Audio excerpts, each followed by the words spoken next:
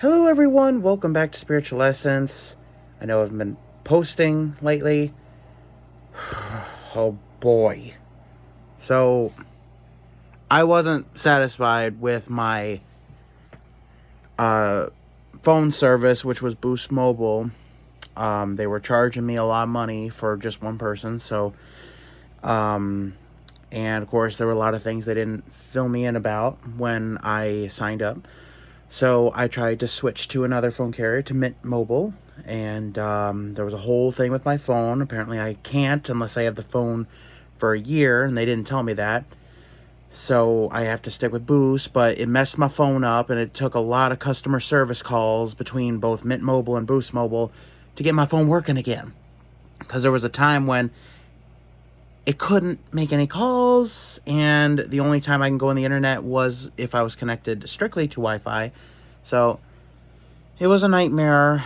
I was so exhausted by the end of it, but it's back.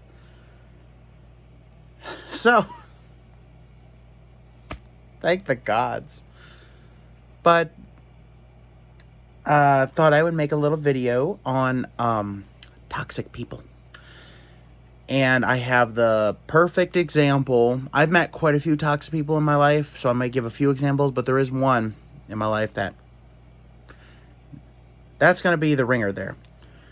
So, toxic people, of course, we're not talking about how they're necessarily poison, to be around, but in a way they are too. So, people who are narcissists, who only are about themselves, they like to take the spotlight away from anyone else that isn't them, and if you usually try to build yourself up, they will tear you down to make themselves feel better. So, that can be toxic.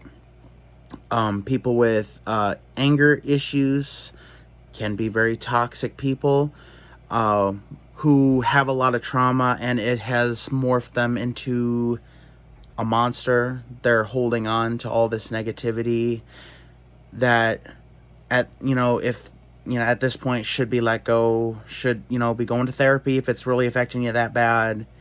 Try to get help, but there's a lot of people who don't. We have a lot of mental health crisis in this country. The United States is full of crazies, and I've met some people. But these people are not good people to be around. And, a lot of the times people like myself, people who are empaths and old souls, attract these kinds of people because their souls reach out to higher vibrations in hoping to get healing even when their physical mind and body is like, oh, we don't need that. We don't need any help. We're fine just the way we are. But their inner souls know better. And even if the person ignores their intuition, their real, who they are, truly on the deep, deep, deep inside, probably in some dark abyss somewhere with a bunch of cobwebs, is what they are drawn to. They are drawn to healing. They need healing, even if the person won't do it. So they turn to these people hoping to feel better in some way. Which explains why so many of the people that have been drawn to me in the past have been toxic, self-centered people who just try to use me. Now, of course, in every situation, it was, differences, and there was, some things that I did that weren't good, so it's not all relationships were them, but, I was a different person back then, so, people change. But I'm going to give a few examples. So, one of which was my ex. Me and him were introduced by a coworker of mine at the time, and it was like an instant connection. We started hanging out a lot, and we got to know each other, and we were truly feeling in love. I was so happy. It was like I was floating on clouds. I was on cloud nine, literally, because I was just like so happy all the time. There was like nothing anyone could do to sour the feeling that I had because I was just so happy. I gotta say, all throughout the workday, because I was working 10 hours, I was smiling a lot. And there would be times when I would kind of like zone out a bit and I'd just be thinking about him and I'd smile and maybe I'd giggle to myself. I was loopy. Loopy with love. And we were together for 3 months. Now, I know that doesn't sound like a lot, but compared to the relationships I had had before him, that was the best relationship that I've ever had. So that's saying something. And I was with someone for a year. But we'll get into those. Then, when you're that much in love and you tend to ignore the red flags of the people who, who have problems, and you don't want to change them because you believe they'll change on their own, or, oh, I love them just the way they are. Which, yeah, you do have to accept, certain flaws with a person, but there are some things that if they love you enough, they will change. I remember I was really romantic in the relationship. I'm always romantic in my relationships because I want the person to feel loved. I want the person to feel like they're worth it. That I let them know that I desire them as much as they do me. I remember for his birthday, I got him a video game that he wanted to play. It was Assassin's Creed Odyssey. I got him chocolate because he loved chocolate, and I also got him I made a flip book with pictures of me and him together, and it was my name, heart, his name. So a lot of romance there, and we spent his birthday together, and it was very nice, very, very romantic. But for my birthday, he gave me a card with like a little note on it, which that was, it was a little cute, but it was like, I never get what I give.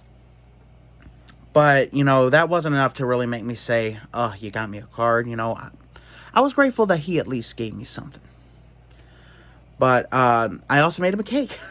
I made him a chocolate mayonnaise cake, which I know that sounds disgusting. It isn't, really. It actually tastes awesome. It's a very moist chocolate type cake, and it is delicious. With Cool Whip, it could stay moist for weeks.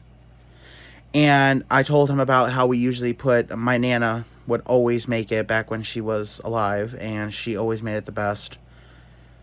And I wanted him to try it because I told him about it. And he's like, ooh, I'd like to try that. So I decided to make it for his birthday. And he's like, could you make a white buttercream frosting on it instead of chocolate? And I'm like, okay. So I had my grandma help me make the cake, and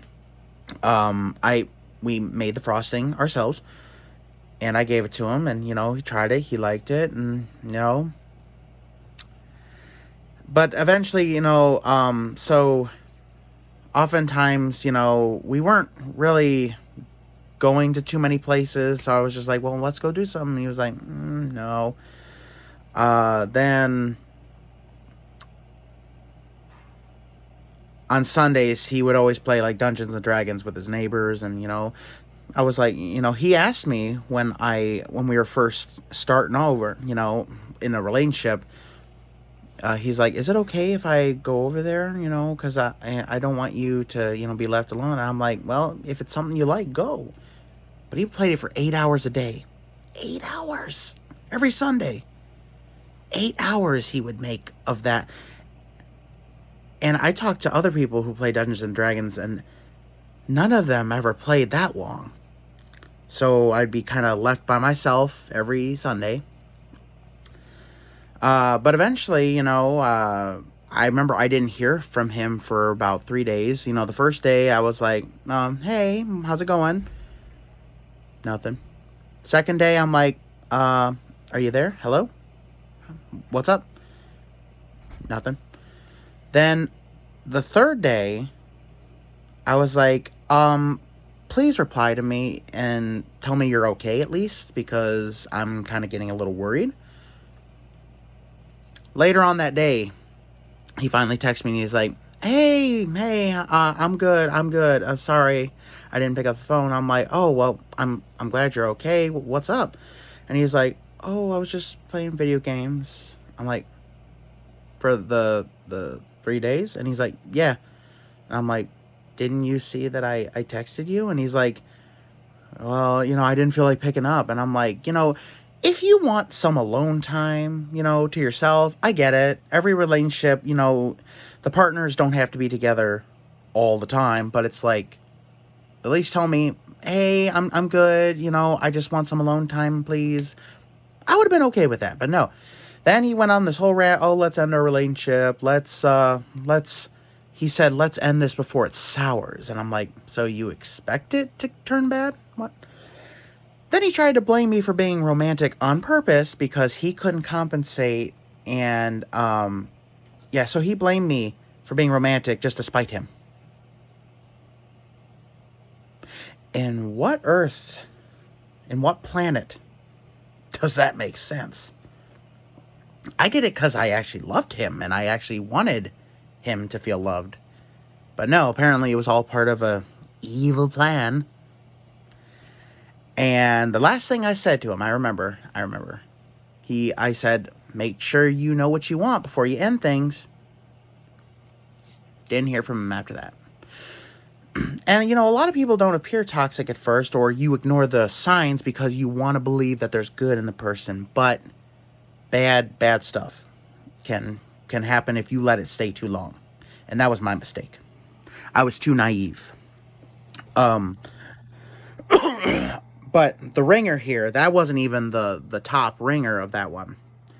So, one of my best friends in high school, I remember talking to her brother, and her brother did not go to the same school. He was actually living somewhere else, but he had found me on social media, and he was like, hey, I'm her brother, she told me a lot about you, and I'm glad you're making her happy, and I'm like, oh, well, good to meet you. So we kept talking, and we were talking, like, every day, and, he was actually kind of making, like, signs that he was into me, and I'm like, are you into me? And I actually asked him, and he's like, oh, no, I'm straight. I'm just, just, you're a really cool person. I'm like, but a lot of the messages he was sending me were saying otherwise. But eventually he moved in with her and her dad, and he seemed like a cool person. His life was kind of in upheaval, a lot of chaos in his life. So, times he didn't have a car, so, we would hang out. And when I did get a car, he was like, hey, I'm trying to get an application and get a job at, he was trying to Dunkin' Donuts. And he's like, could you possibly drive me there? And I said, yeah, absolutely. I would be okay with helping a friend out, help get their life in order, and we were on good terms. We talked every day.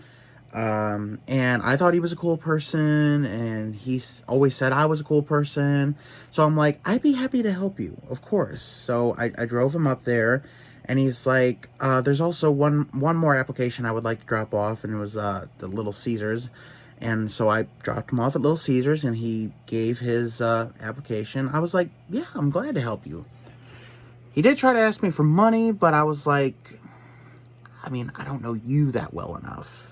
And I'm like, once you get the jobs, if you get the job, you could start making money and start really. And later on, he got weird on me the first time, and he was acting crazy, so I eventually unfriended him. And then later on, like a year later, he's like, hey, sorry, I don't even remember that. I think I was going through a mental breakdown. I'm sorry. And I believed it because of what his sister had told me, that he did have some mental issues from his childhood. So I was just like, oh, you know what? Let's start over. So eventually to start over, and he got a girlfriend, and his girlfriend and his sister were friends. And I met her. She was a cool person. I did like her. I thought she was really good for him. And eventually he moved in with her and her family. But later on, apparently he did some bad stuff. He apparently had hepatitis and didn't tell her, and they had unprotected sex, and she was so worried that, she had caught it. I don't know if she ever did. She was so worried, but he did not disclose that to her. Also, we found some old texts from one of his old social media accounts where he was making light of the fact that, he got gullible, stupid people to give him money and that he had no intention of paying back. And he's like, yeah, I lied just to get money from these people. They're so stupid. And keep in mind, he tried to ask me for money, so good thing I didn't give him none. And then he was saying awful things about me. He was saying awful things about his sister and about his girlfriend. He had, they eventually broke up, which I'm like, thank God, because he was not good for her. And I haven't talked to him since. In fact, the last time I saw him, I think I saw him in a doctor's office, like an urgent care. Hopefully it was to clear up that hepatitis, actually take some responsibility.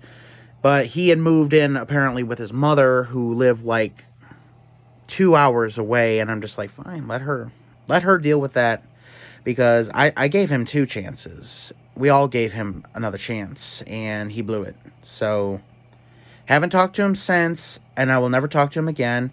He has not tried to crawl back, probably because he's exposed now. But I have those kind of people in your life you need to just get rid of. And even if you it's a romantic relationship and you really are in love and you really want to see the good in person, people have flaws. That's a given with anybody. I have flaws. But when things get real bad, I ignored the signs in my best friend's brother. He sometimes he would act all weird and get crazy, and I'd be like, oh, well, it's just some of the problems he's having. I didn't really sit and look and be like, that could be a problem later down the line. Or my ex, how he was never romantic, and he never would go anywhere with me, and he was a bit of a narcissist, too. Now that I think about it, he was.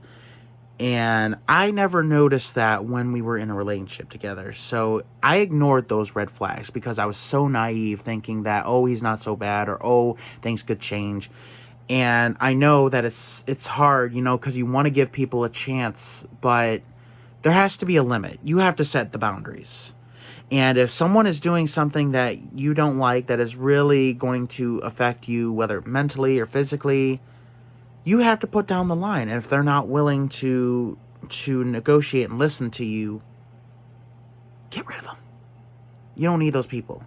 If they do it once and you send them away, and they actually come back and actually be a changed person, and they actually make the effort to show you that they've changed, that's good. But not everyone does. Some people will act like it, but you just got to always be cautious. You always have to learn to read people. And I know sometimes it's difficult. A lot of people are real chameleons out there, and it's hard to tell.